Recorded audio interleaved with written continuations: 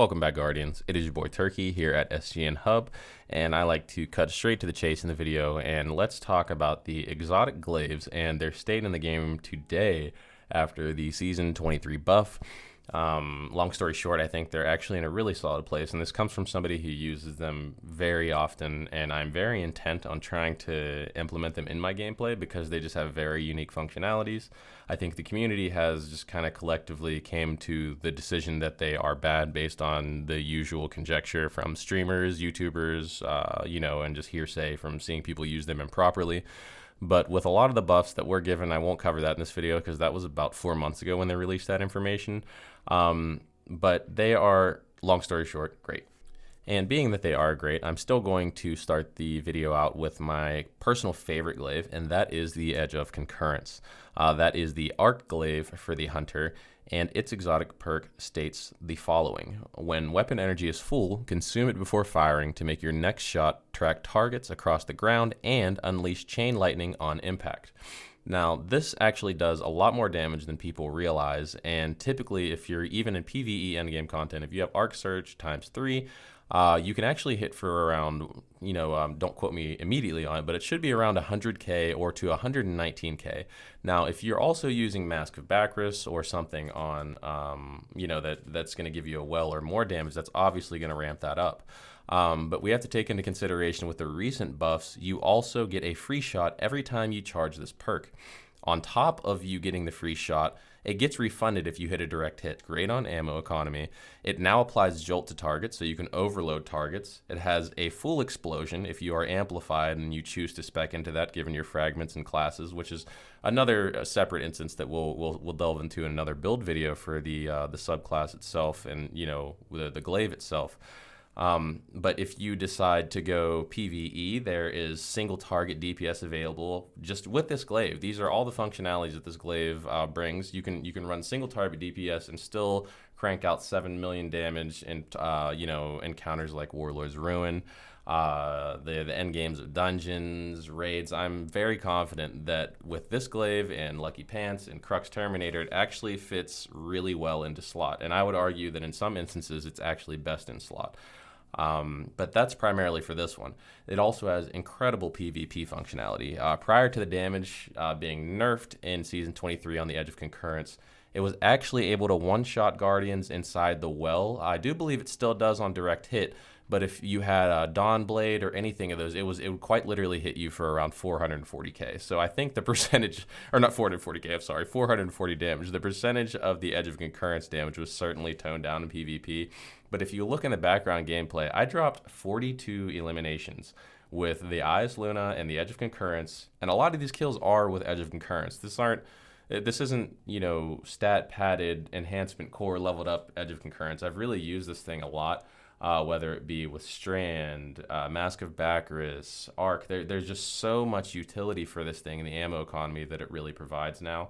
And I can't really stress that enough. And like I said, that'll be another video that we'll dive into. And if you just look at the background gameplay, it really speaks for itself what this thing is able to do for itself in PvP and out in open world. But with that being said, let's step into the next glaive. Now that brings us to the next glaive, the Edge of Action. This is the exotic glaive for the Titan, and it is a very hotly contested second place for my favorite glaive spot amongst the classes, but it's very easy. The Warlock one goes third. Not because it's bad, just preference and utility. But let's talk about the Edge of Action and what its perk is. It states, when weapon energy is full, consume it before firing to make your next shot deploy a protective shield on impact. Now, obviously, it's a little jelly dome. Looks like a bowl of Jello. But this thing was actually recently nerfed, and then they rebuffed it because the shield was just breaking too fast. I do believe they knocked it down to 2400 HP, and then they brought it back to an effective 8000, but they didn't reduce the damage that bosses can do to it, if I'm not mistaken, or something along those lines. So majors, minors, the things that you're really going to be trying to hide from in higher tier content where this thing shines the most. I think this still provides insane utility. There's actually a build on the channel that I posted months and months and months ago called Wovershield, and it's really just like a play on words for woven armor and overshields, because you can run this thing with any subclass and still have the bubble shield. It's 2024.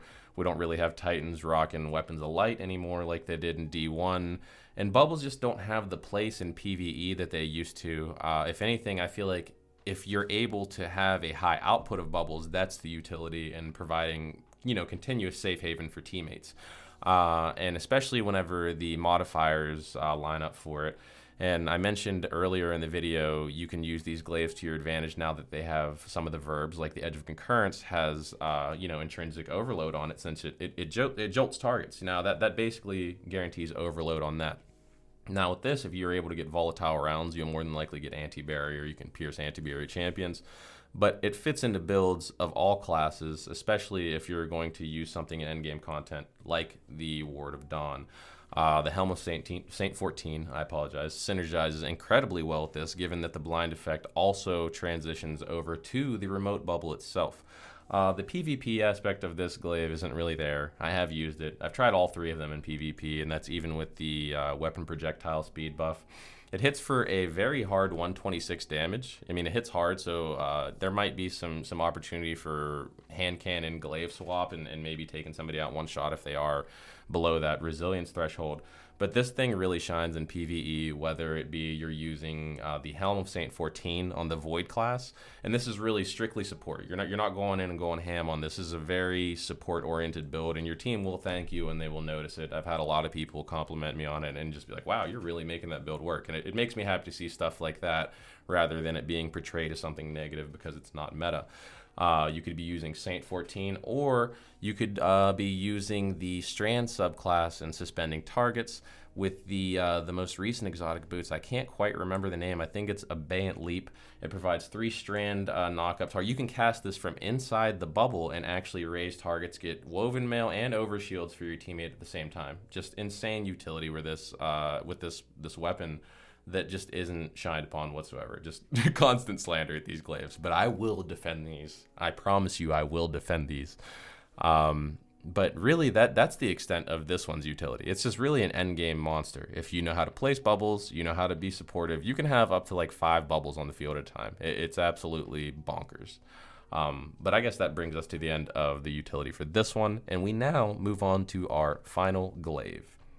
Last, and also least, not for any actual discriminatory reason, but simply because it's the glaive that I've used the least, is the Edge of Intent, which is the Warlock class exotic glaive. And this exotic perk is called Restorative Turret. When weapon energy is full, consume it before firing to make your next shot deploy a healing turret on impact. In Season 23, we did get a buff on this glaive and increased the mag size from 4 to 5. Which was a huge W because even with Lucent Blade mods, what's actually do increase the amount of energy you get from the damage you deal with your glaive. Even with 2 Lucent Blade mods on, which is the max that you need for a 3-shot and a perk, you weren't getting that perk and you'd still have to reload because you weren't getting the free ammo. Now each glaive gets the free ammo economy every time you proc the perk. They also increase the AoE radius of the healing turret to 8 meters. That way each ally and around you can get more heals, and it also cures as well as shooting the Lumina style heal orbs out to teammates that it'll track and heal your teammates.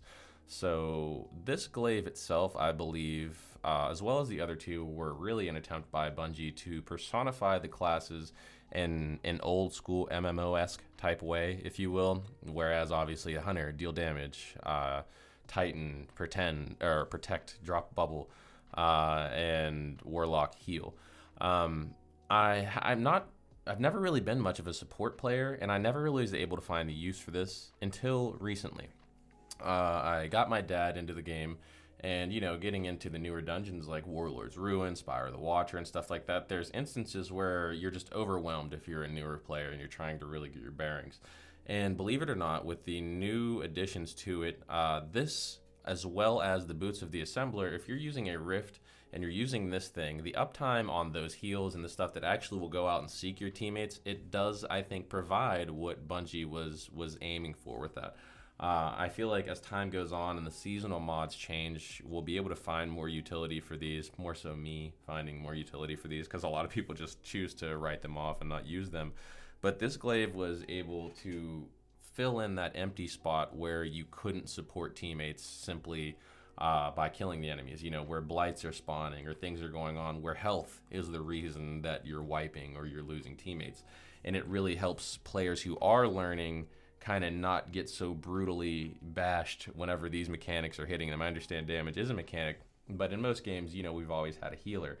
And, especially MMOs. And I think that's what they were aiming for with this. And the more that I've had time to run around and use this glaive, I think I was able to find that niche spot. Like I said, I have builds for each of these classes, and they're probably going to come at a later date.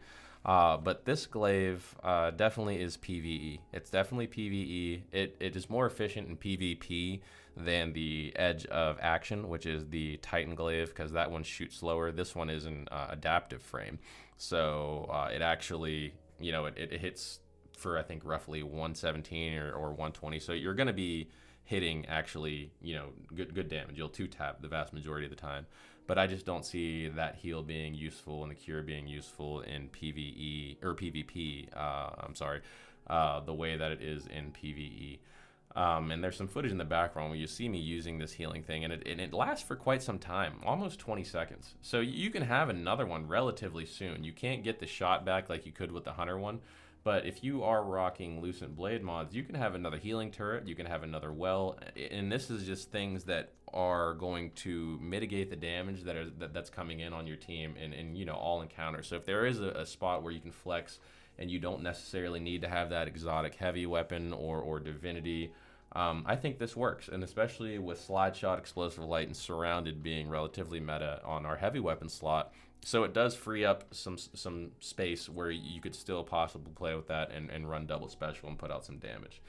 But definitely the one that doesn't shine the most out of all the glaives. But as time goes on, I think we'll be able to find stuff for him. And I will be putting out builds for each of these glaives. Somewhat of an abrupt ending on the edge of intent there, but I just don't necessarily like to bloviate and talk unnecessarily about something when at the end of the day it's a healing glaive. It heals. They've improved the functionality of it, and they're simply just not as bad as everyone's saying. That's the overarching conversation that I think is trying to be had in this video. If you enjoyed the video and the review or found it informative on the utility of it, be sure to like, comment, subscribe. I will be releasing individual builds for each subclass that I've managed to use and implement in-game, and they're not dud builds. They're actually useful if you're not one of those hypercritical people that feels like a boss needs to die in 2 milliseconds and everybody needs to have Galahorn on at this exact moment and swap to Nighthawk, blah, blah, blah, blah, blah, meta. It's a very exhausting thing. But like I said, I appreciate you all. Be sure to check out the channel and be on the lookout for the builds. I'll also be uploading some full PvP gameplay where I was absolutely shredding with the Edge of Concurrence, which is my favorite exotic weapon, and it's the Glaive. So once again, your boy Turkey here at SGN. Peace.